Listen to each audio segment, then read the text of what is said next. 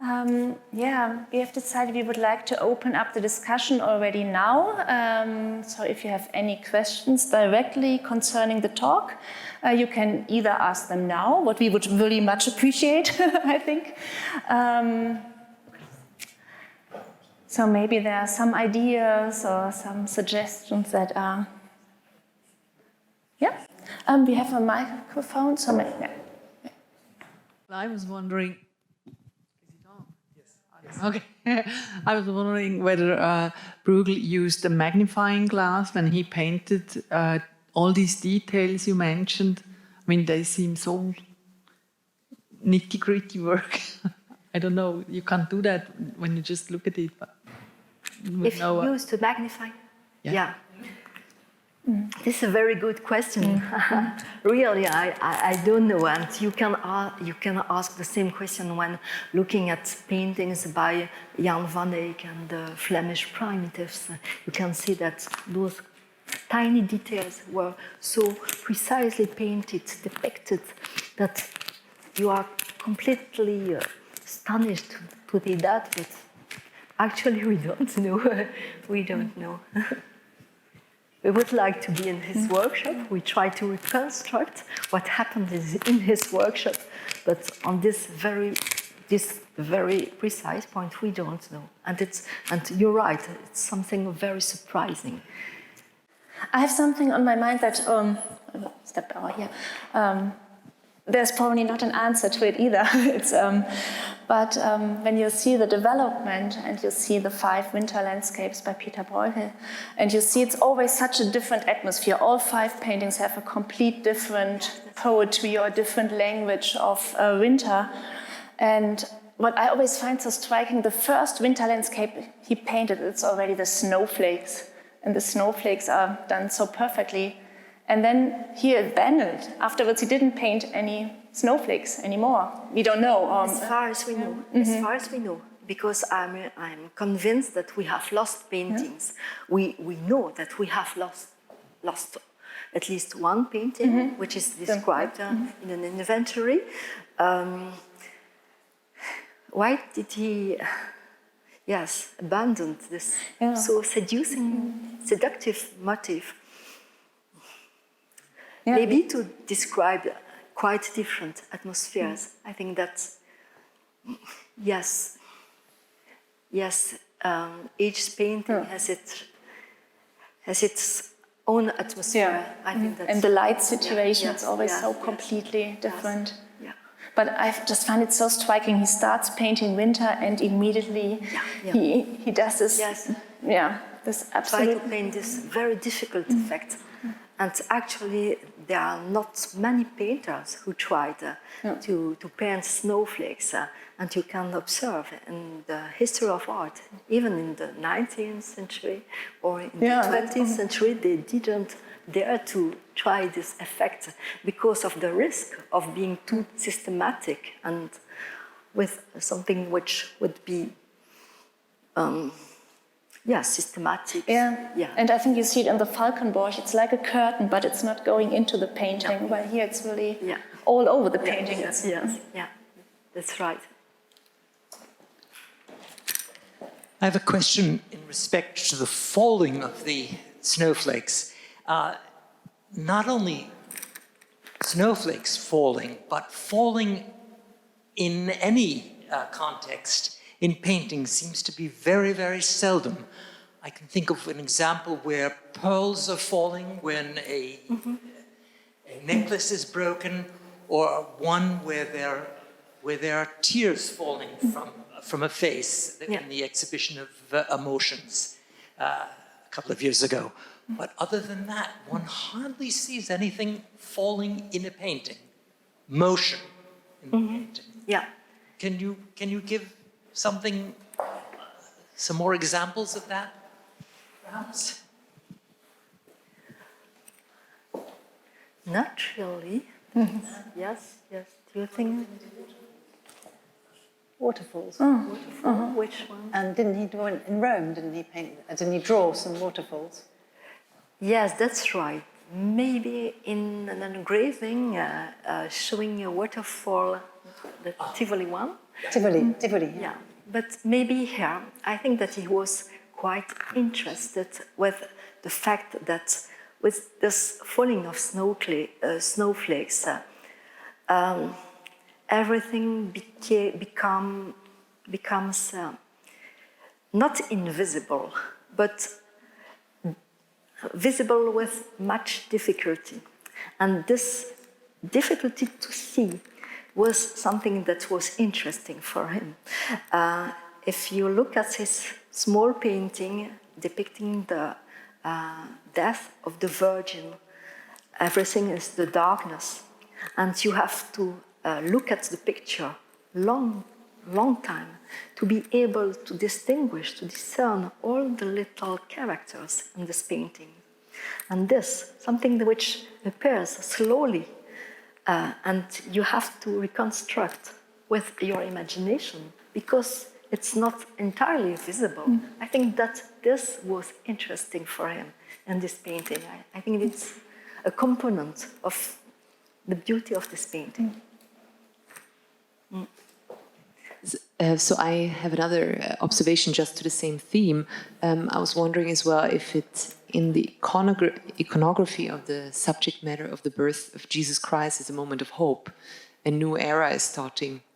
And the snowfall in this picture is probably also the scene where you feel the snow is the most harsh. Yeah. You have to hide from the snow. It's cold. People are striving against a current of wind and snowflakes in comparison to the other pictures of snow where it seems more peaceful, more quiet in a way as well. Yeah, I don't know if you believe it has anything to do with the subject matter also of the birth of Christ, you know, this moment of hope. Yes, that's right. And new beginning. I would agree with you. Yes. Yeah.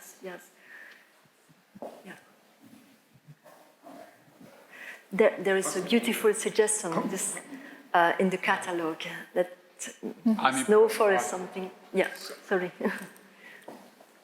Sorry, please. I'm very much impressed by the amount of works of the same topic Bruegel painted. I didn't know that. Every picture seems to be so complete and overwhelmingly perfect. It seems to me, or is it possible that Bruegel painted every work on his own, or did he have help? Did he have? Did he have people helping him? Mm-hmm. Oh, it's a trivial question, but I mean, the works are here, and we can enjoy them. Have you found any breaks in his work, in your studies? Or do you think it's just Bruegel from beginning to end? Yes, we think that it's always Bruegel. We have always found the same features, even if there is something new in each painting. The technical qualities are always the same, and although we tended to think that as so many painters of that time, he had a workshop, we didn't find any clues of the intervention of somebody else in his paintings. So it remains a mystery, because all the painters of the time had a workshop and people working with them. Probably in the case of Bruegel, there were some apprentices or assistants, but they were preparing colors. We don't think that they were drawing or painting the works Bruegel executed. We don't think that they were able to introduce their own hand in the works by Bruegel, as far as we know. But we have examined so many paintings, and we were looking for something like that, and we didn't find anything. There is something very typical of Bruegel, kind of economy of means, an ability to depict a magpie in 3 strokes. And yes, we didn't find anything from anybody else. But No. maybe Christina? No. Not a single brush. We worked together. Not a single brushstroke seems done by somebody else. I don't know if my microphone's on. I think it is. Yeah, it's working. I know there's a whole field of thought now that there might be some sort of par paintings of that period that between Bruegel the Elder and between Bruegel the Younger, there's some art historians now thinking maybe there's some paintings out there that actually are not quite good enough to be Bruegel, but might therefore be his production. That's a new thought. It's not been really investigated properly. But Dominique and I, all the paintings we've seen, there's no signs of collaboration. You're always looking for that. Maybe somebody else did the background or something. We find nothing. It's every brushstroke is by him. Yeah. But it is a kind of new field of research that hasn't really been started. Other paintings that are kind of similar, but before Bruegel the Younger got started. But we're not really convinced, are we? Not really. Okay, so one more question, sorry, as well for me. So you believe also once the paintings were painted, they were immediately sold. Most of them were commissions, probably, no? So they would immediately leave the atelier of Peter Bruegel to end up in a private collection. So they were out of view pretty quickly once they were produced. Excuse me, I'm not sure I got the question. So the comment was mostly that do you believe that most of the paintings were finished, once they were finished, they were sold off or given to the commissioners immediately, so there was not much time for other people, other artists to see the paintings, to copy them during the lifetime? Yes, of course. Yes, that's the question, and the question for all the copies by Peter Bruegel. It's also the case for the copies by his son. Bruegel's works were not easily visible to everybody. So how did copyists did their copies after him? I think that Christina will speak about that in her lecture, and I don't want to tell you too much about it, because we tried to reconstruct what remains in the workshop after when Bruegel had sent work to the commissioner or the client, what remains in the workshop. But I think that Christina will give you some information about some pieces of information about it. There were one thing, though, you could mention that the conversion of Saul. That Dominique and I studied a copy of the conversion of Saul, which is in the Villa Vauban in Luxembourg.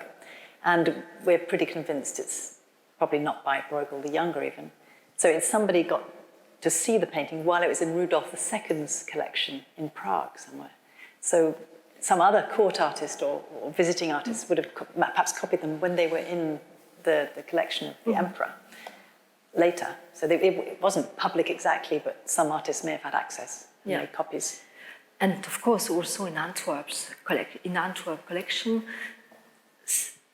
some artists were able to see what the works that were in these collections, but not in all the cases. And we knew that some paintings were in Antwerp's collection, but they were not always copied. For example, they were not always copied by Peter the Younger. So the problem of accessibility could vary from a case to the other.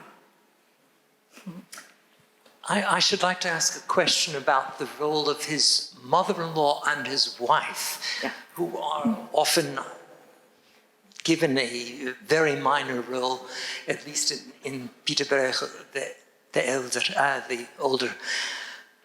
There's a passage in Goethe's Elective Affinities, Wahlverwandtschaften, where the wife, or actually the lover of the man, loves him so much that that her handwriting is similar to his. And we have in Winterthur there's a manuscript of L'Histoire du Soldat, and we always thought that it was written by Stravinsky. It was written by Stravinsky, but by Catherine Stravinsky, who copied his handwriting so well that we only recently realized this. And I'm wondering if it would be possible that his wife or his mother-in-law, no, his mother. Mother-in-law, yeah. Yes, his mother-in-law could have helped in this respect, in such a similar style that one hardly notices a difference. I think that it's a quite good idea. Not his wife. As far as we know, she wasn't an artist herself, but his mother-in-law was a miniaturist and one of the most famous of her time. And we don't know anything about her, as about so many women artists. So the exact role of Maiken first is still to be determined, but we have no means to try to find something, to explain something about that. But we are quite sure that she had a role in this mystery. Yeah. Yeah.